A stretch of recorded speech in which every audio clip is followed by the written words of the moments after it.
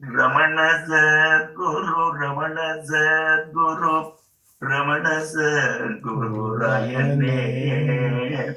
Ramana Sadguru, Ramana Sadguru, Ramana Sadguru Rayane. Angameriya Hankaritidum Anava Padupavi. Unganyanavad Kondushadevi Umani Chudarahini Ramana Sadguru Ramana Sadguru Ramana Sadguru Rayane Ramana Sadguru Ramana Sadguru Ramana Sadguru Rayane. With the sword of pure knowledge, strike down the cruel demon of ignorance, now ruling my body as the ego. Oh, self-effulgent gem, Guru Ramana, please help me. Thank you. This is from Tamil. Today I chanted Tamil after a long time. Yeah, Ramana Sadguru is such a beautiful bhajan, I think everyone knows who knows about Bhagavan. It is so beautiful.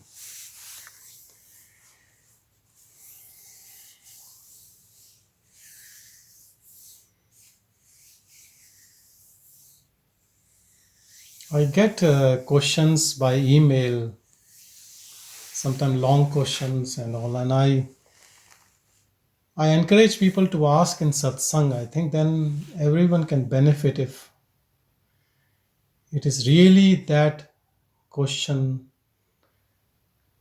which is for your real existence to know yourself. So if someone wants to ask, go ahead, please.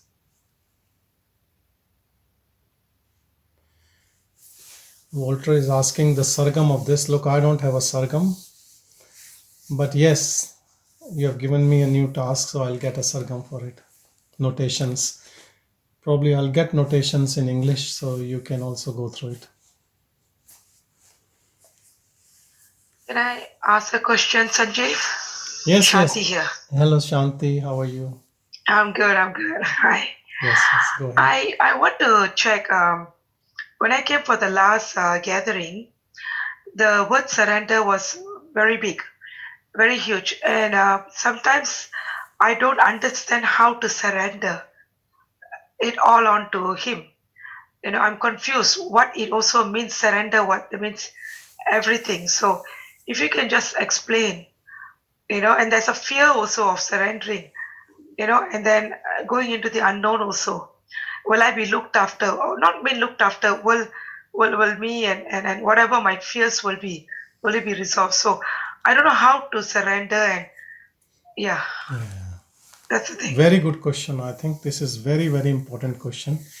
Some things are easy to say than to do. And surrender, and people say partial surrender, complete surrender. Surrender is always complete.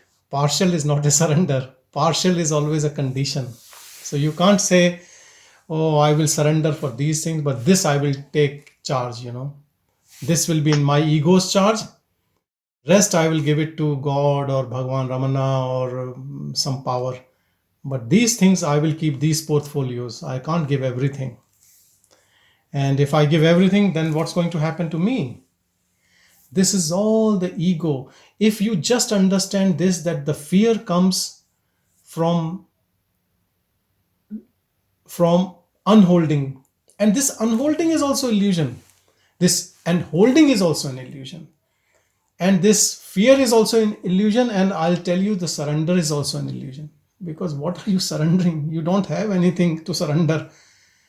Actually, when you understand, you will feel so shameful that what was I trying to hold when there's nothing which belongs to this body. And body doesn't belong to me. I'm not the owner of the body. But at mind level, at thought level, it looks like a big deal. My God, how can I surrender? Then what will happen to mortgage? What will happen to my family, my name, whatever it is? And the fear is of losing that control, and the fear is from ego.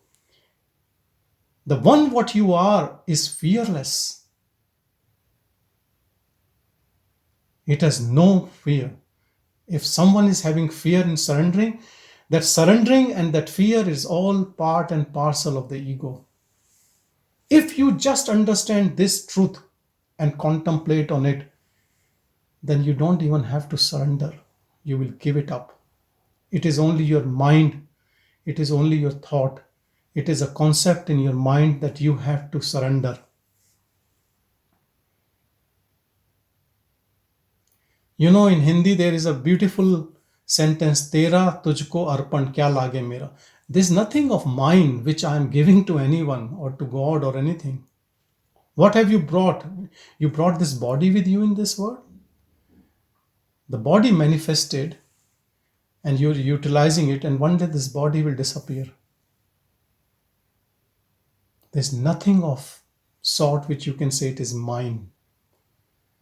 If you understand this, and to understand this, if you start observing this mind, these thoughts, your actions, this body, this environment, this situation, slowly and slowly you will recede in this pure energy of your own self, just by observing. So, not saying anything which is arising in mind as yours, not owning any thoughts, just watching. If they come, if you get swayed with the thoughts, okay. But then understand this is just my mistake. I'm so addicted to these thoughts, and you just start observing, witnessing. Slowly and gradually you will understand this all is happening, all external to you, and you are not even involved in all this. You are not even an entity. It is just an awareness which is actually not observing this body, but observing all bodies. And all bodies are projected from the mind, same source, and the mind is coming from that awareness. Actually, emptiness is giving rise to everything.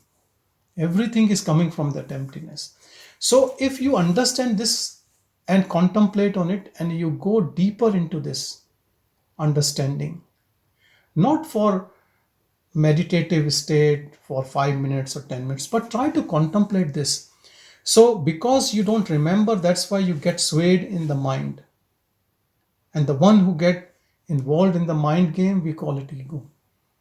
But ego is also a concept of thought only. It is coming from mind only. Try to understand this. So this question of when I try to surrender, I feel fear. Yes, there is a big fear because that ego will be dissolved. The moment you understand this, it is the existence of ego which is at stake. Once that ego dissolves, once you stop giving energy to your ego, actually there is no ego. We only give energy to these thoughts and create this entity which is false, which is known as ego. So understand this truth.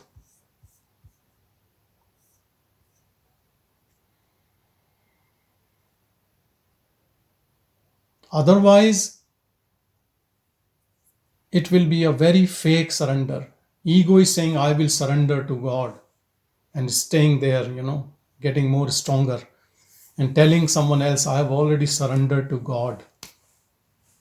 It doesn't make any sense. Actually, if you really understand Sharanagati, surrender meaning, that you accept things as they are turning, happening, changing, things coming, things going, and you stay as an uninvolved witness to things. That is surrender. Because you're not putting your own. Without complaining, without murmuring, without complaining. Yeah, so accepting with total acceptance. That is what surrender means. Surrender has no other meaning. That is what surrender is.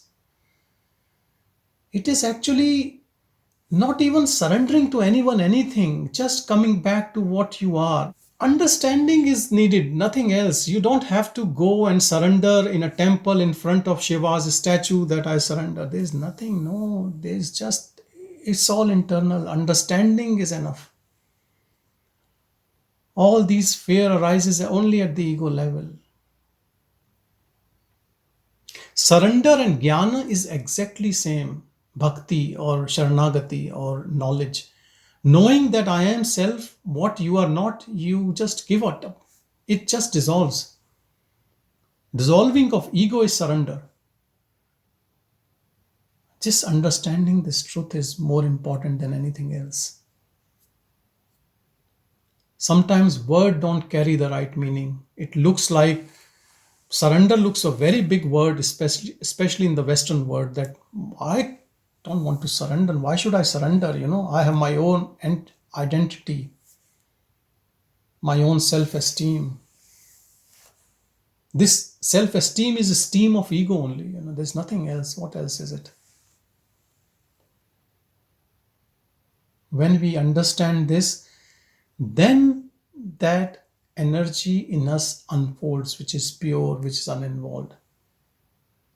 It's not mixing up. It to us it appears that awareness has mixed up with mind and this body, and we are carrying this body, and I'm acting, and that's what I am.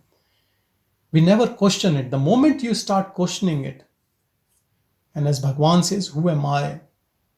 If you ask this question really strongly and seriously, you will start noticing the gap between you and all entity, what you think you are. And it has to happen, because understand that absolute will never create any illusion. Like we have been deceived so many times, this word, that we are always skeptical.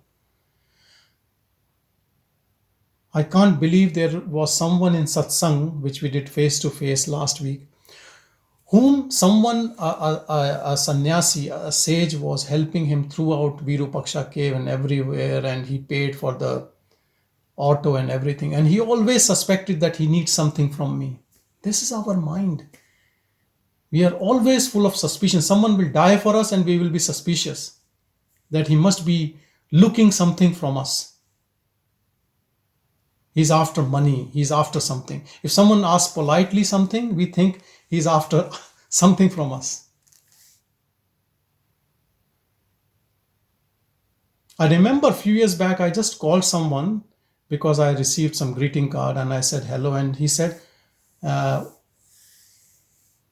what's the matter? What can I do? I said nothing. He said, then why you called me? I said, just to say thank you. He said, nobody calls to say thank you for a piece of card.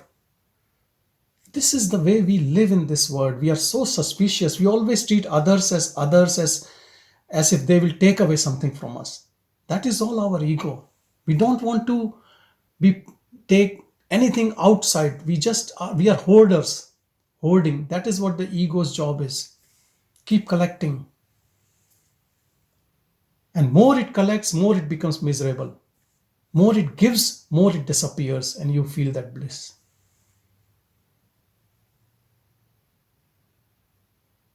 Don't worry about concepts. Don't go on the words. Understand all where you act in life is at stake. You can't fix ego. I have to say very clearly, you can never fix ego. Because everyone says be a better person, take good habits, and, be honest. And yeah, you can do some good stuff with ego. You can become good. But here we are talking about transcendence, just moving from that plane, taking this jump, this leap. So they also call it leap of faith, because without faith, you think that I might not get that, and I leave this, and then what will happen to me? This is all ego. And some people say to me, I'm so scared of that emptiness which you talk about, emptiness. I don't want emptiness. I want things. So it is your choice. If you are happy the way you are, that's okay. Stay there. But if you really are looking for that jump, then you have to do it. No one else can do it for you. You have to stop operating from where you're operating now. You can't fix it. Ego is not fixable thing. You can only dissolve it. You can only finish it. You can make it disappear, and what is left is you. Then it is all pure solid gold. But if you want that, no, I would like to be in some sort of form, let's do some impurity of ego in it so I stay as a form, then yes, you will stay as a form. But then you will never know who you truly are. They say for pure gold, you can't make any ornaments. You can't change into form. This holds very much true to stay in a form. You have to have impurity of ego. Because that pure is formless, nameless, indescribable. Words cannot reach it. Words has no clue. Speech cannot describe it.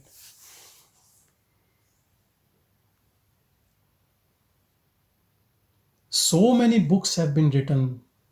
Thousands of people have spoken, but nobody can explain it properly to a mind, to an ego. But the moment you know it, all scriptures, all sayings, all sages, everything makes 100% sense. But again, when you speak, then again you cannot explain others. And then you will use your own way or language. And at the end, you will just feel frustrated because it is so hard to explain. Though it is so simple. Because it does not belong to any of these gadgets by which we explain things in this world. Because everything we explain is by speech, by thoughts, by action.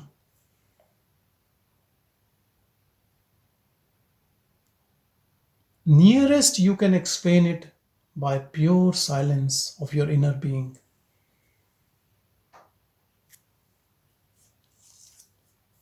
I think it is only Bhagavan who knew that there is no other way to explain it.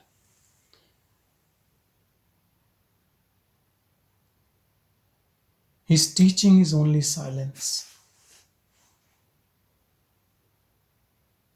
If you ask me what is surrender, surrender is to attain that pure silence within you and stay with that.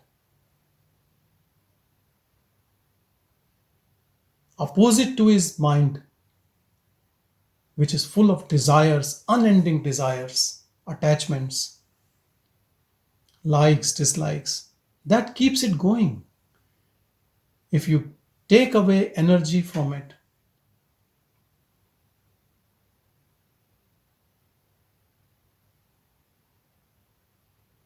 I'll give you a very good clue how to disengage from mind.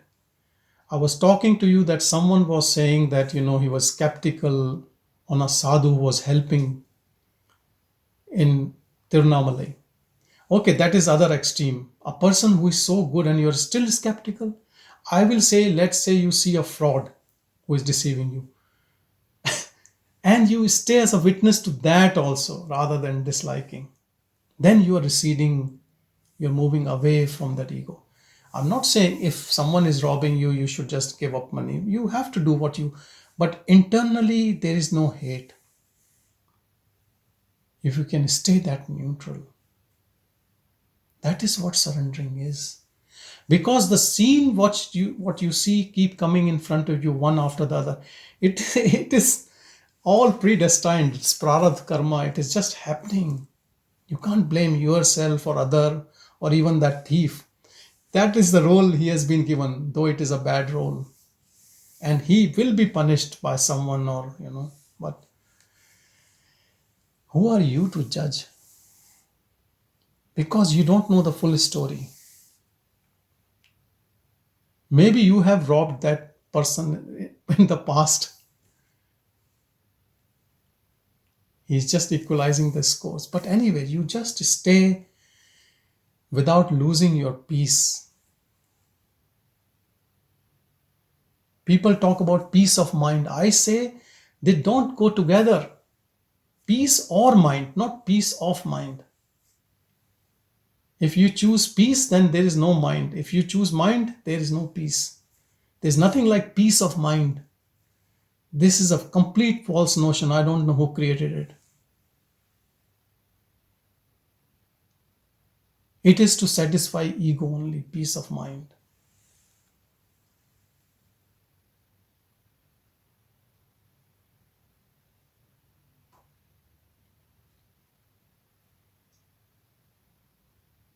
The moment you know this energy unfolding in you,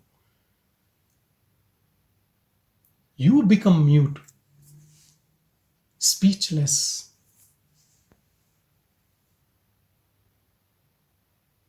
So many people who know this, they stop speaking. They don't know. It takes sometimes months and years to understand what this process is, what has happened.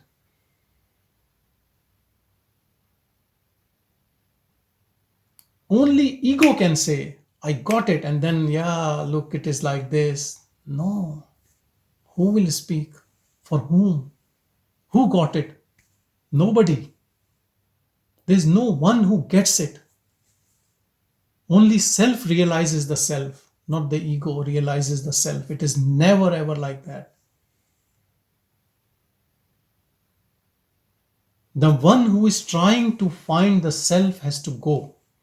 Once it goes out or disappears, then what is left is self only.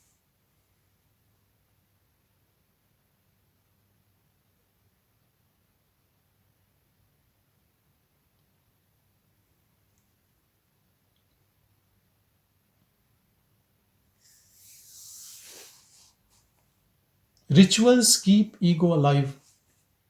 That I'm doing this, and I've done this, and I've done this, and I've done fast, and I've done this, and I've attended retreat, and I will go to pilgrimage, and I will do this.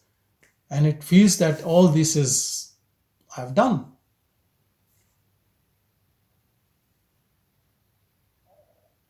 Because all these activities also give some peace to the mind.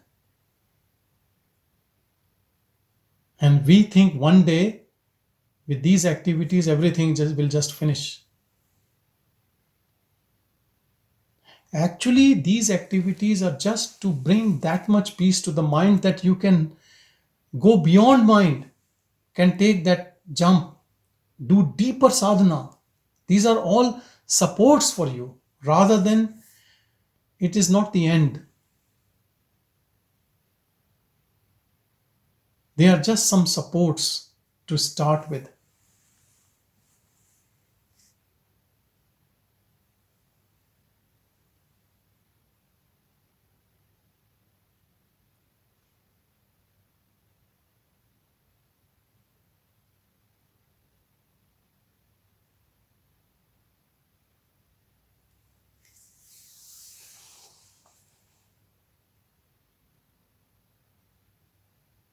Some people are so mature, so advanced seekers that sometimes I ask them if they have any questions and they say, look, I have disowned all questions of mind. I don't entertain any type of question or doubt. How beautiful that is.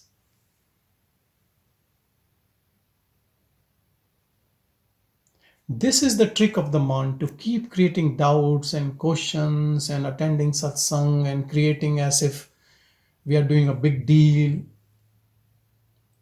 The big deal is just to be quiet and just be without attributes all the time.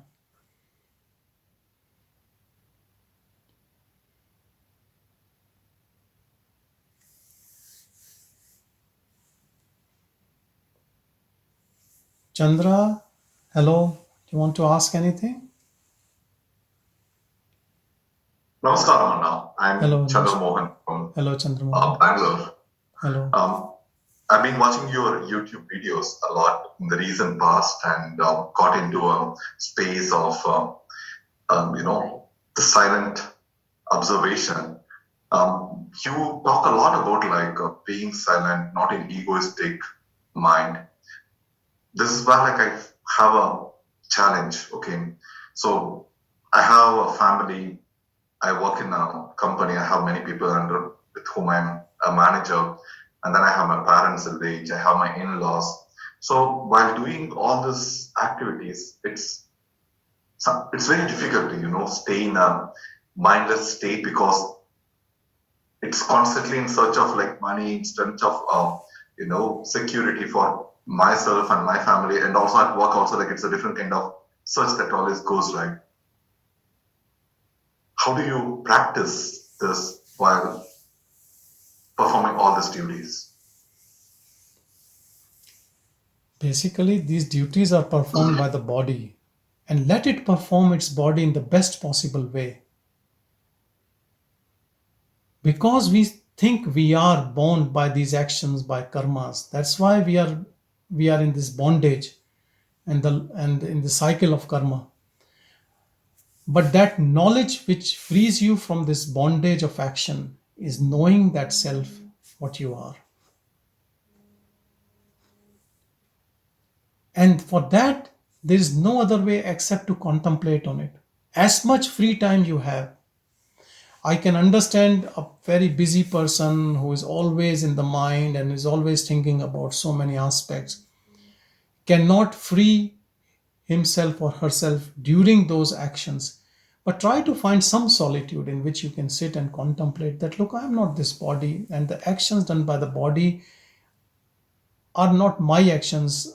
So try to give up that doership. Then that thing will unfold.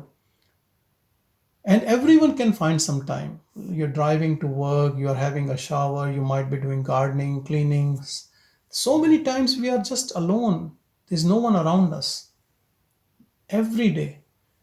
But if we want that time to be spent with mind and keep thinking, then what can we do?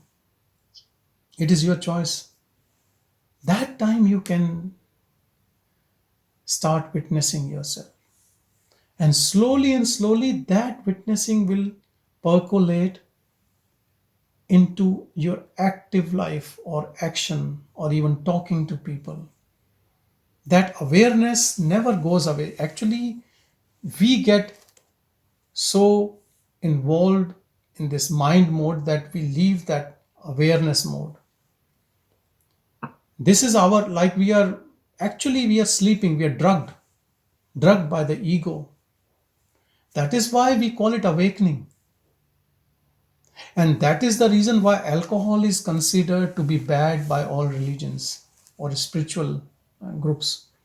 Because you're already with the dull mind, already in illusion. And being a depressive to the mind, it will make you more deluded.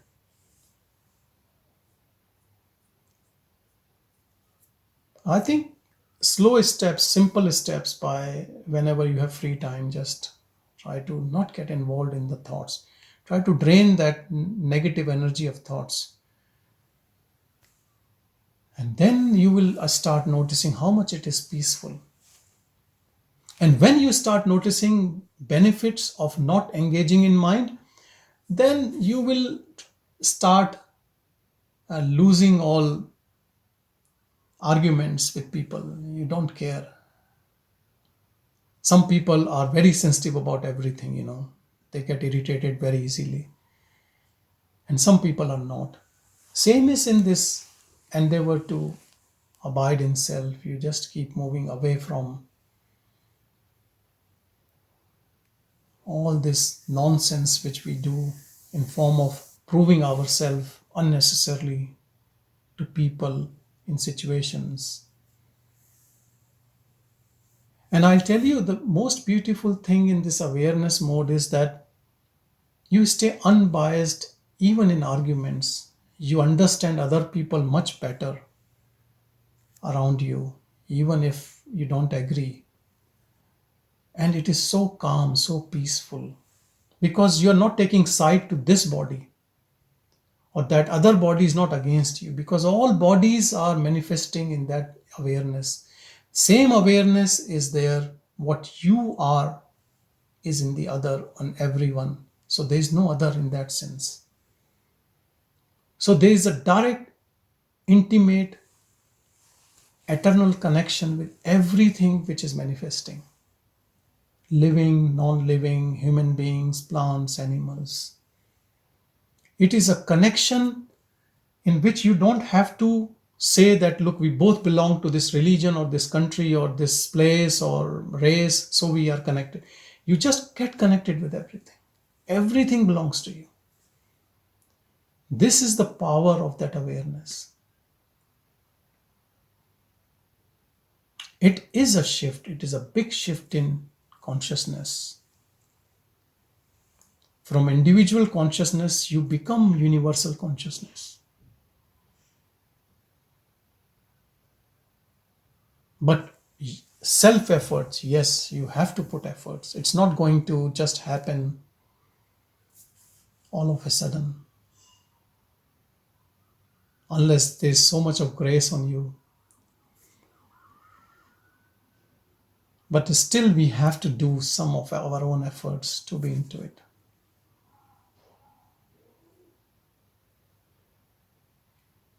Sure.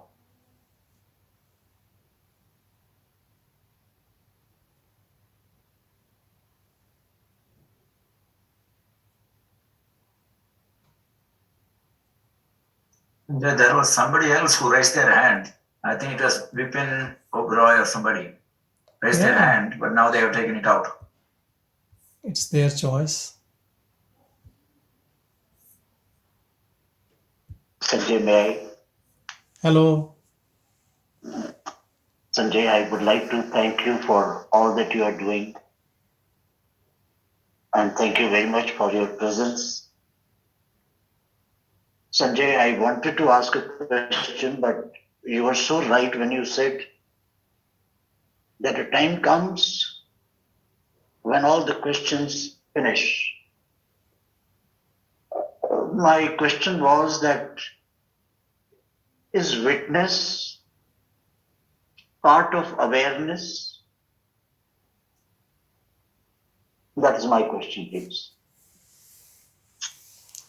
We are again landing into concepts, and concepts don't help. I have to be very clear with you. But because I have to answer your question, I will say no. Witness is not part of awareness. Witness is a step towards awareness. Because witness looks like that there is something which is always trying to see what is happening. Awareness has no interest. Things are happening, unfolding. It is enjoying its own bliss. It is uninvolved. But witnessing is a very important step in this unfoldment. Because witnessing means you are trying to detach yourself from the mind, from all the time of this constant intrusive thoughts, one after other, in which you engage. Not all of them, but a lot of thoughts you engage. On an average, a person gets 75 to 85,000 thoughts in a day. We don't remember all of them, but we remember so many of them. And not just remembering, we get involved in them. But witnessing creates that, start creating that gap, trying to bring you to that. Actually, witnessing is also happening in that awareness.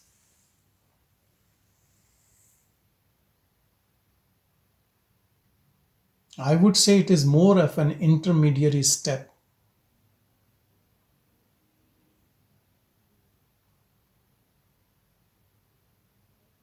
The energy by which you stay detached to all thoughts and happenings,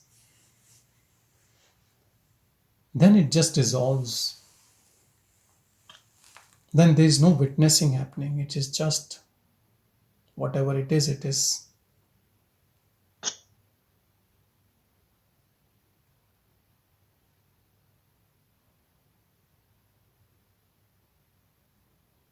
Like that entity in us, which is always on the go, which is always telling others or himself or herself that I am doing this, then I have to do this, and then this, and this is going to happen, and this person said, and this, and this, and that. When you start witnessing these sounds, these noises becomes less and less and less. And then witnessing also dissolves in that. And then it all becomes natural, effortless, just whatever it is, it is.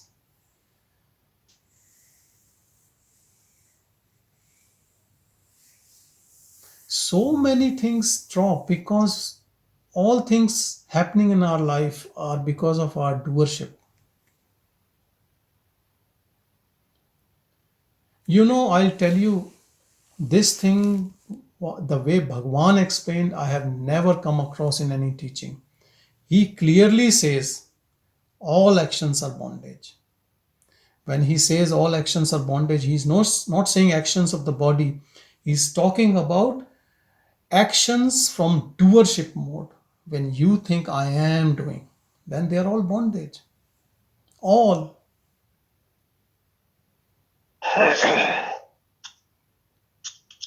And witnessing frees you. Witnessing moves you out of karmic cycle to that pure knowledge by which you get free.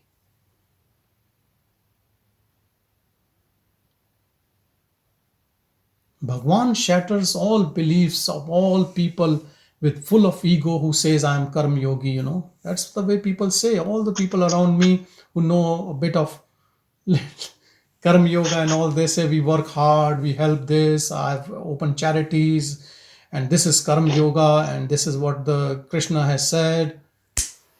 You can't look, if that's what they have already agreed, that this is what they are doing and this is the yoga they are doing, that's best wishes to them. You come to Bhagwan, he just smashes you. He finishes all this nonsense talk. He just says all actions are bondage. Finish. Who will say I am doing? Whoever is saying I am doing, he is finished. That means there is a doership. I am doing. Till that doer is there is no knowledge. How good the actions could be. Because here we are not talking about good actions or bad actions. Here we are talking about that eternal freedom. That is why all these sages, after their freedom, they don't do any charity. If some charity happens around them, they don't say no to it. But they understand what is the point in this dream to show that this is good or this is bad. It's just happening.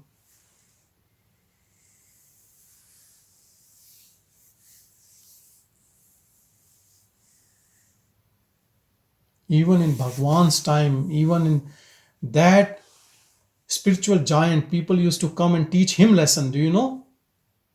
People used to come to him and ask him, you are sitting in a cave and India needs freedom and people are dying and everyone is doing something. What is your contribution? Or now this is Second World War or this and that,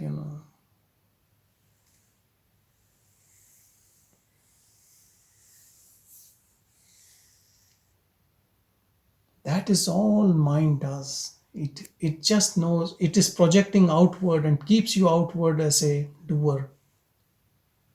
You never question this doer. And then comes some pure teaching which really shakes you up if you are ready for it.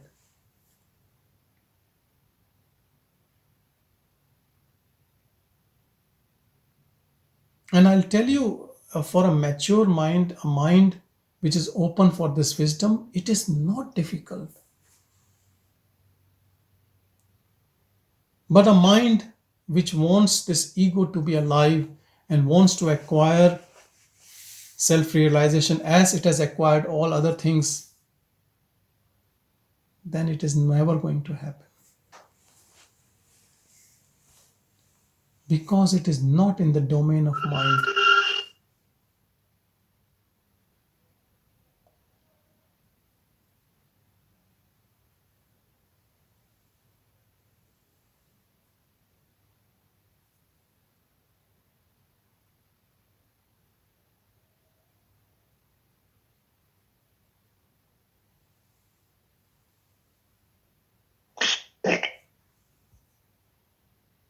Thank you, Sanjay. Thank you, thank you.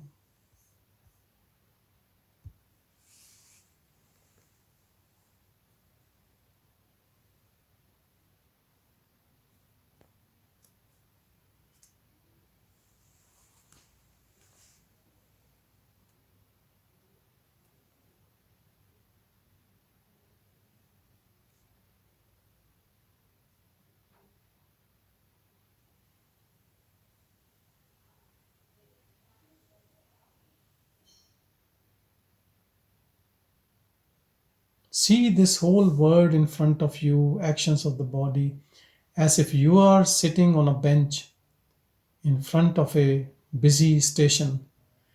In Melbourne, like you just sit on a bench in front of Federation Square or that, and you just see people moving. And you don't lose your stillness. But that can only happen if you give up that gadget called mind, which keeps entertaining you all the time. It is like hand and glove. It is your intimate relationship with mind, which never frees you. You don't see freedom. If you give up this old friend, then you are free right now. But we don't want that freedom by giving up mind, because mind has also given us a lot of goodies. And we are dependent on this mind for our petty desires, for this body, which is going to turn dust soon. So this body, which is going to be dust soon, we try to keep pleasing this body and deceiving others as if we are going to live in this body eternally.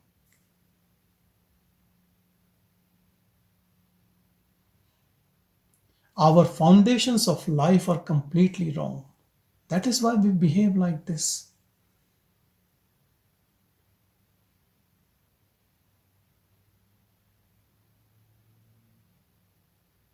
Tell me if I am not telling you the truth.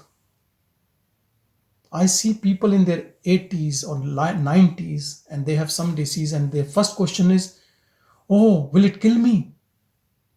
I said, "I don't know, this will kill you, but one day you will be dead, definitely." This fear of death is so much in everyone at every age.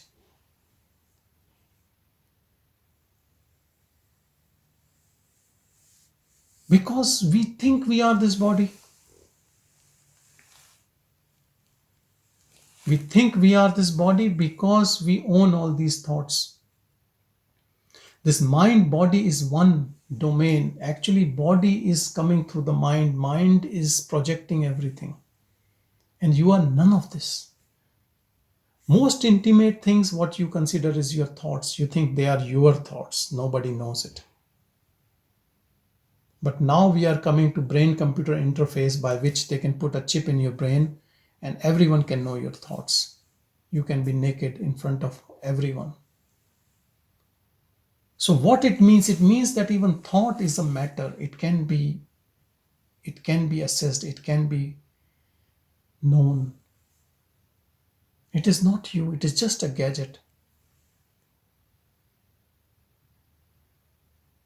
You play songs on Spotify and one day you start feeling that I am Spotify. These all songs are of my choice. Yes, they are of your choice. But you are not Spotify. And now you are really bothered by all these noises in the mind. And now you don't want to listen to them. So stop giving your energy to it. Energy is in form of your desires, attachments, your fear. Witnessing just means start staying as you are without mind. As if you have nothing to do with it. You're not giving any more work to it.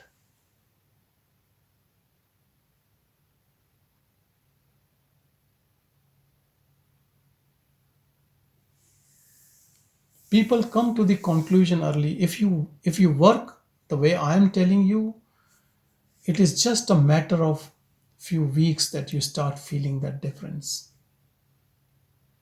It depends on your sadhana, your practice, how much you understand, how much you want to do. Though it is not a difficult task and it is a simple teaching. But then we get lost in our all what we want to accomplish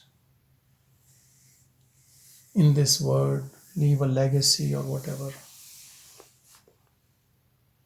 Taking care of kids, then we have to take care of grandkids and that great grandkids, and one day we will be dead, taking care of everyone.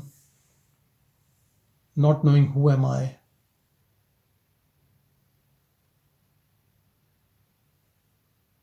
Because work never ends, action never ends.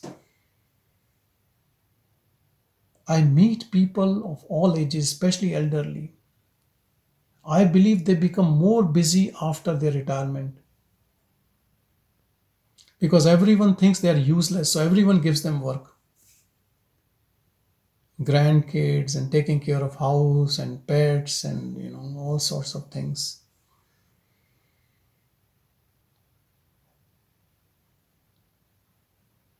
And if nobody gives them work, then there is one thing known as television, which keeps them busy. Or all this media, phone nowadays. Next generation will be born with enterocollis, which means bent neck, flexed neck. Because everyone's neck is like this nowadays, whether they are running, walking, talking, sitting.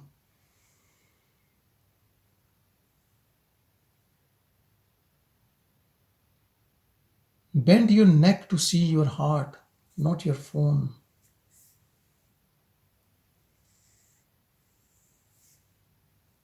This is all the tricks of mind. It keeps you busy. I'm so busy. I've got Facebook, I've got this.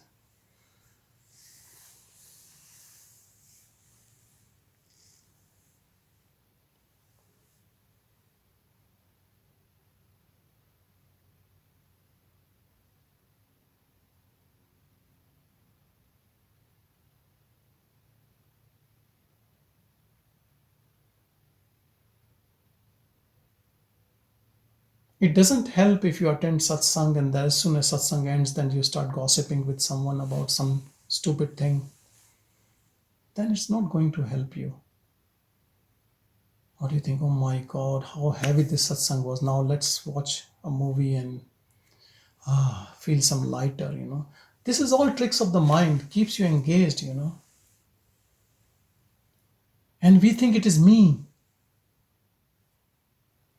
Who needs entertainment, tell me? You, that eternal bliss, or your mind? Who want indulgence?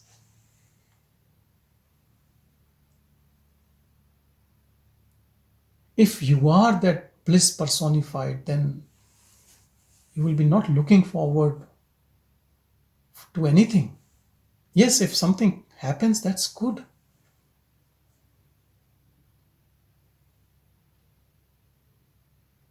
But you are not seeking pleasure in things and beings and situations.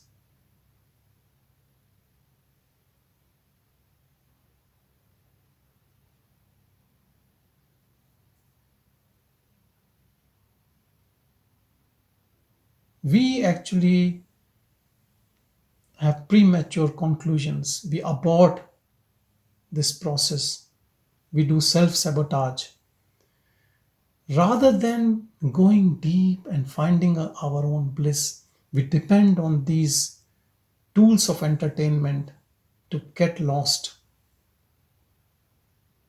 Don't think it's only alcohol. It can be anything. Your eating habits, visiting these all nice, beautiful places, whatever it is. There's nothing wrong in doing these acts, but if you do these acts as they come, rather than seeking them, then you can spend all that energy in your own awareness, finding your own bliss.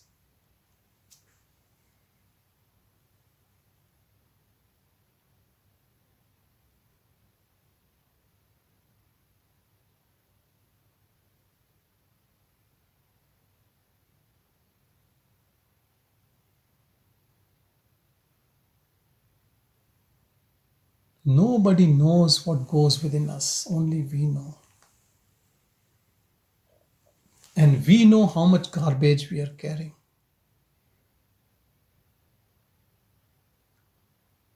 And this garbage truck, which is called mind, if you just keep it away, then you are that pure.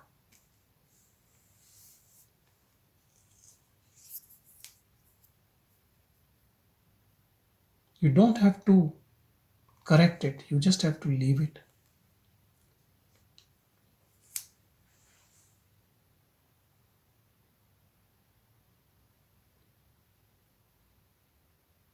Ego is beyond repair.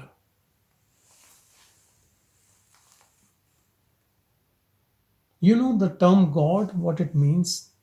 That pure awareness. But if you call it God and you love God and you do prayers and you do bhajans, actually you, whatever you like, you love, you adore, you remember, you become that. So all these methods, that's why they all work. Though they look absurd, because when this is what it is, then why these things work? This works because that's what they are looking. Because what you look for, you get that.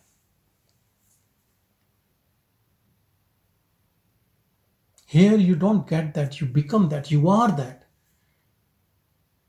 It comes to your own knowledge, it is your own self-knowledge.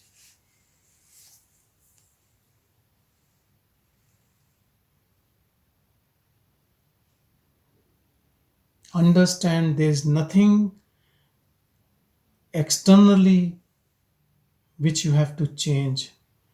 You just have to change from where you are performing everything. You have to move from this place.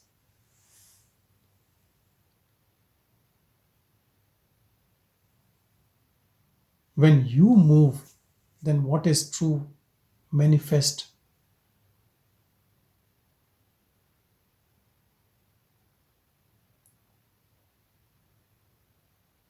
It is as if you are standing in front of your own realization and asking others to move out.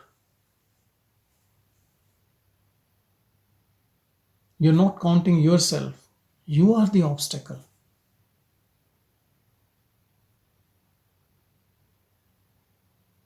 But the moment you understand and you give way, you move out, then there's nothing else to be sorted out.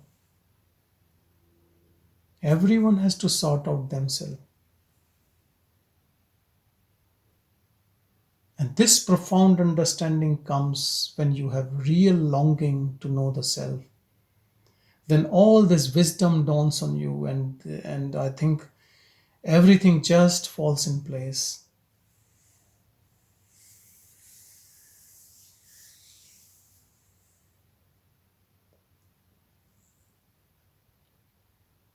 Shravan, Manan, Nididhyasana. You Shravan, you hear about these things. Manan, you keep going into it. Nididhyasana, contemplate on it. You go deeper. Make this your own experiential understanding, not at intellectual level, not at mind level. Practice it, do it, find it.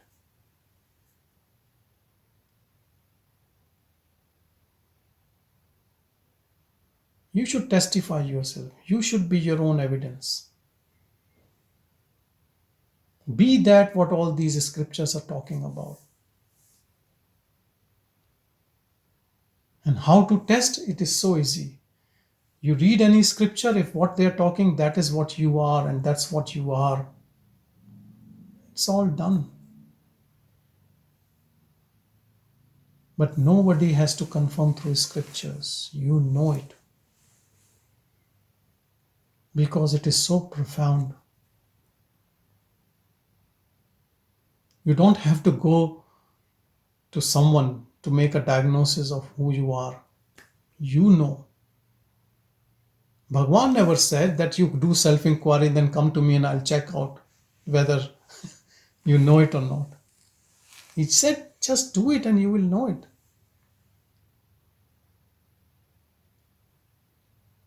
People only came to clear their doubts. Who had no doubts, who understood, who did, they never spoke any word.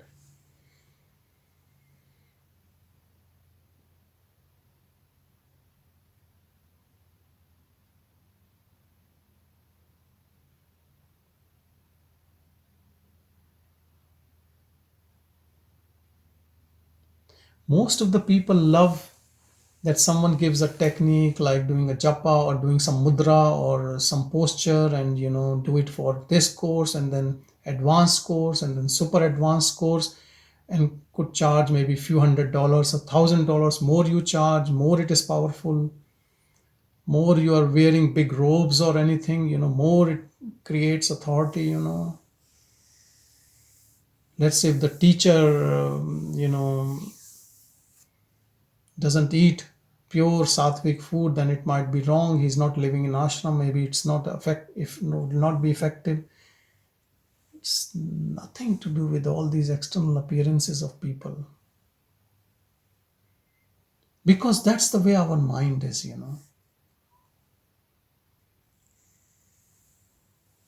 Anything free, they think useless.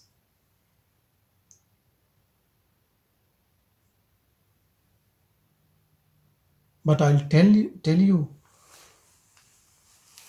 free but invaluable. You cannot put money to it, this knowledge. If you put money to it, it is people who charge money. I don't want to say anything, but it is not a business. If it is a business, then it is not knowledge. Then it is only a business.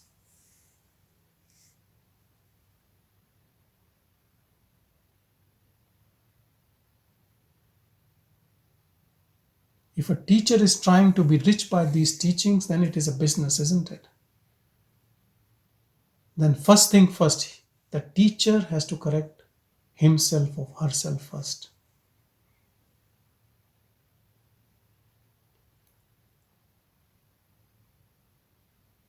You see Ramana Ashram website, you will not find even a donate button there.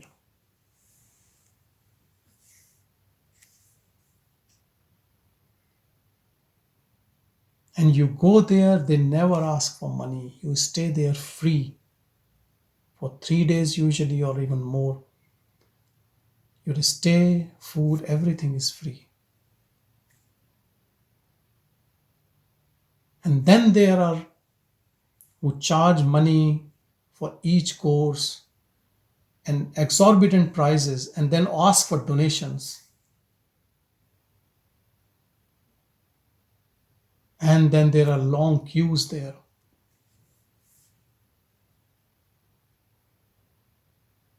Because they cater to the human ego, and Bhagavans cater to that Brahman, pure Sattvic.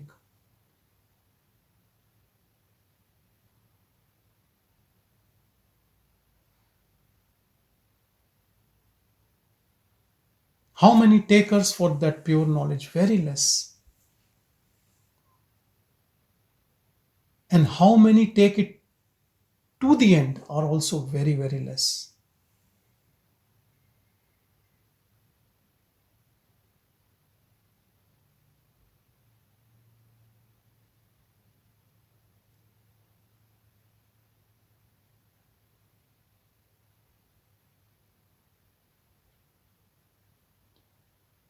And a teacher like Bhagavan is always there. He has not, like, you can't say that you need a living guru. His words are living. They can make those profound changes in you right now.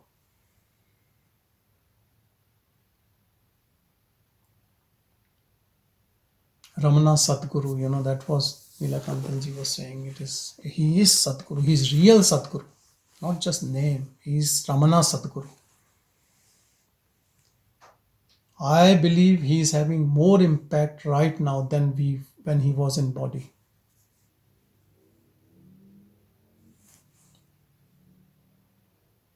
And we all are testimonial to that.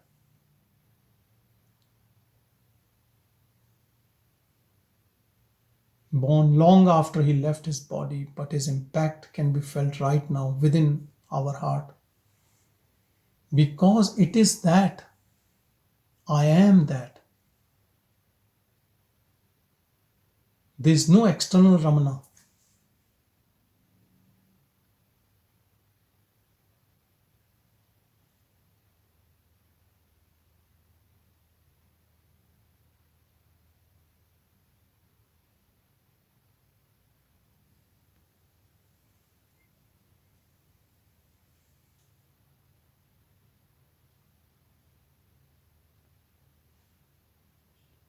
Take it seriously and take it till the end. Don't take this teaching and don't be half cooked. Just finish it.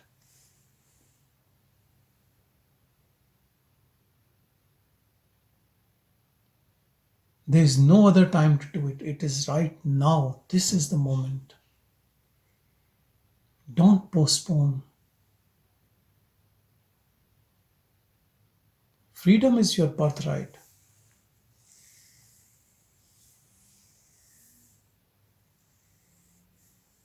Rest, everything can wait. And everything can be done after this freedom.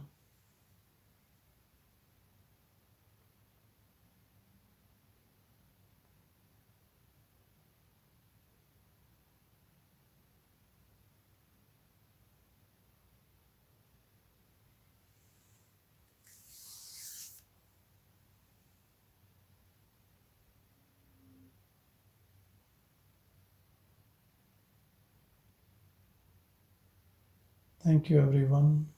Om Shanti, Shanti, Shanti.